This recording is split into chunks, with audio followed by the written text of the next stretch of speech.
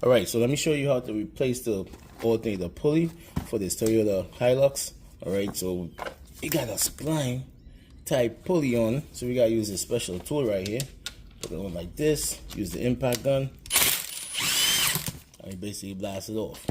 Next, you're gonna put this here, put this back, because this pulley comes with an Allen key, right? So this is a 17mm Allen key socket that's needed, which I have right here.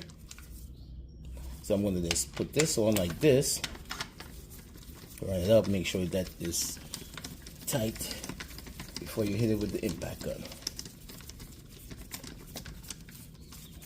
Okay, so next we're going to put the impact gun on.